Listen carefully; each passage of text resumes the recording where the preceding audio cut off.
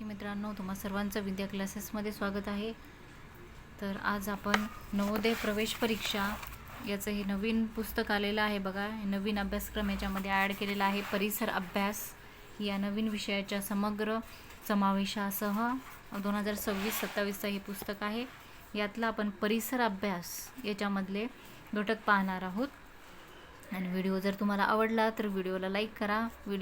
चॅनलला सबस्क्राईब केलं नसेल तर चॅनलला सुद्धा सबस्क्राईब करून घ्या. आपण नवोदयचे सर्व हे पुस्तकातले सर्व व्हिडिओ तयार करणार आहोत आणि तुमच्यापर्यंत पोहोचवणार आहोत. तर पहिला, हवा, पाणी आणि माती हा पहिला घटक आहे. महत्त्वाचे मुद्दे याच्यामध्ये दिले आहेत, त्याची माहिती दिली आपल्याला आणि त्याच्यावरचे मग प्रश्न आपण सोडवू.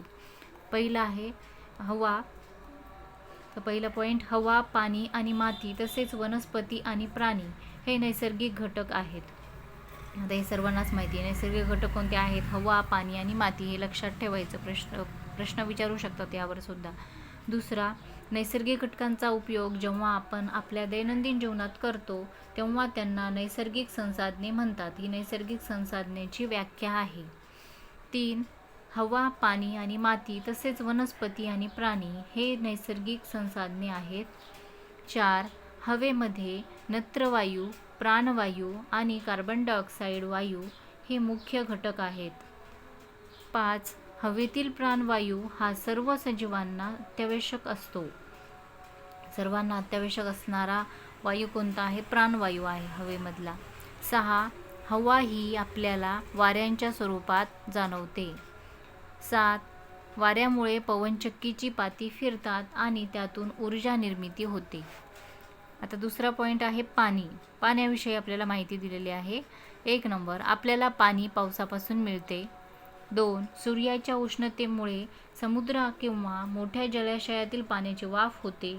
या क्रियेला बाष्पीभवन म्हणतात. बाष्पीभवन म्हणजे काय? सूर्याच्या उष्णतेमुळे समुद्र किंवा मोठा जलाशय असेल तर त्या पाण्याची वाफ होते आणि ती ढगामध्ये जाते. याला काय म्हणतात? बाष्पीभवन. 3, ही वाफ वर उंच आकाशात जाते. उंचावरील थंड हवेमुळे वाफेचे ढग बनतात. या क्रियेला सांद्रीभवन म्हणतात. 4, ढग वाऱ्यामुळे वाहून जातात आणि ते पर्वतांना अडतात. 5, पावसाच्या रूपाने हे पाणी जमिनीवर येते आणि ओहोळ, ओढा किंवा नदी या स्वरूपात हे पाणी परत समुद्रात जाऊन मिळते.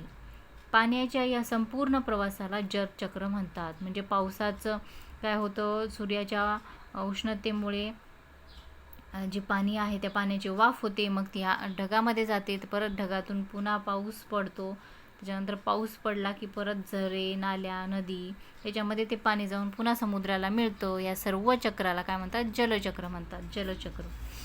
6, जलचक्र सतत चालू राहते.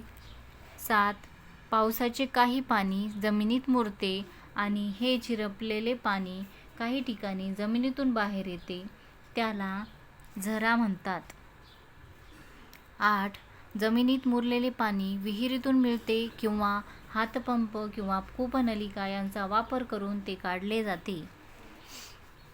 9, तलाव हा पाण्याचा नैसर्गिक जलसाठा असतो, तर धरणे बांधून मानवनिर्मित जलाशय निर्माण केला जातो.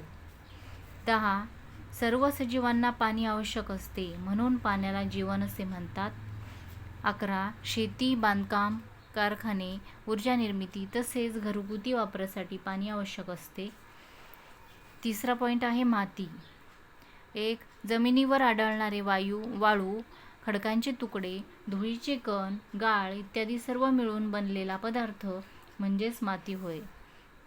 2, मातीचे लाल माती, काळी माती आणि राखाडी माती असे विविध रंग दिसतात.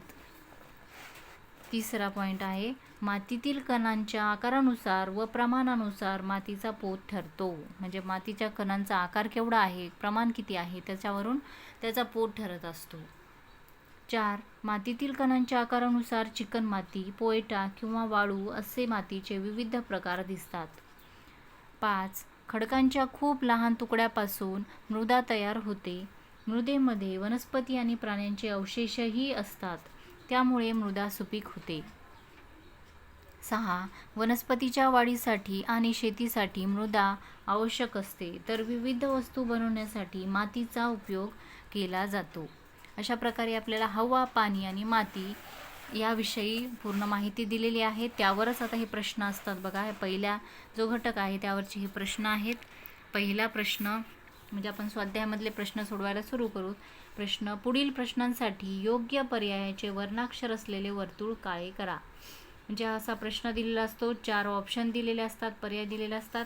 त्यातला आपल्याला परीक्षेमध्ये ABCD असे 4 गोल असतात. त्यातलं जे आपलं उत्तर आहे त्या गोलाला किंवा त्या वर्तुळाला आपल्याला काळं करायचं असतं, रंगवायचं असतं.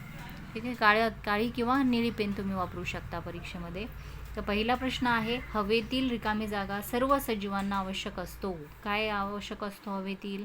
A. Carbon dioxide, B. नत्रवायू, C. प्राणवायू आणि D. हायड्रोजन. तर आपण हे आत्ता वाचलेलं आहे घटक. त्यातलं काय लक्षात असेल तुमच्या, तर काय आवश्यक आहे? प्राणवायू. C. प्राणवायू. हवेतील प्राणवायू सर्व सजीवांना आवश्यक असतो. दुसरा, वाऱ्यामुळे रिकामी जागा निर्मिती करता येते. पर्याय क्रमांक 1 मृदेची, B. ऊर्जेची, C. ओहोळाची आणि D. मातीची. तर वाऱ्यामुळे निर्मिती करता येते, B. ऊर्जेची निर्मिती करता येते. तिसरा प्रश्न आहे, पवनचक्कीची पाती रिकामी जागा फिरतात. A. वाऱ्यामुळे, B. पाण्यामुळे, C. मातीमुळे आणि D. उष्णतेमुळे.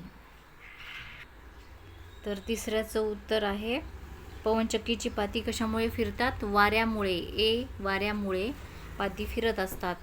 चौथा प्रश्न आहे, रिकामी जागा ही निसर्गाची देणगी आहे. A. धरण, B. कूपनलिका, C. पाणी आणि D. घर.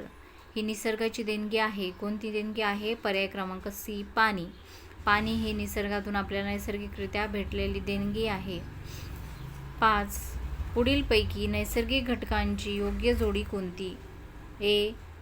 नदी व धरण, B. धरण व हौद, C. नदी व झरा आणि D. झरा व जलाशय. तर नैसर्गिक घटकांची योग्य जोडी आहे पर्याय क्रमांक C. नदी व झरा. 6वा प्रश्न आहे, मातीतील कणांच्या आकारानुसार व प्रमाणानुसार मातीचा रिकामी जागा ठरतो. A. रंग, B. पोत, C. सुपीकपणा आणि D. ओलावा. तर मातीतील कणांच्या आकारानुसार व प्रमाणानुसार मातीचा पोत ठरत असतो. B याचं उत्तर येणार आहे. 7वा प्रश्न, मातीतील वनस्पती व प्राण्यांच्या अवशेषांवरून मातीचा रिकामी जागा ठरतो. तर याचं पर्याय क्रमांक A. रंग, B. पोत, C. सुपीकपणा आणि D. ओलावा. याचं उत्तर आहे पर्याय क्रमांक C. सुपीकपणा. 8वा प्रश्न आहे, पुढीलपैकी मानवनिर्मित जलसाठा कोणता? A. तलाव, B. नदी, C. झरा आणि D. जलाशय. तर मानवनिर्मित जलसाठा आहे पर्याय क्रमांक D. जलाशय.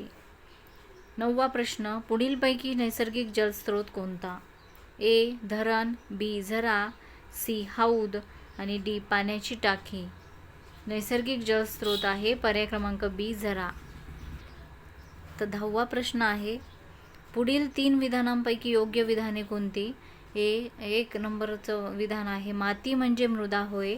2. मातीतील कणांच्या आकारानुसार मातीचा पोत ठरतो. 3. शेतीसाठी मृदेचा उपयोग केला जातो, तर विविध वस्तू बनवण्यासाठी मातीचा उपयोग केला जातो.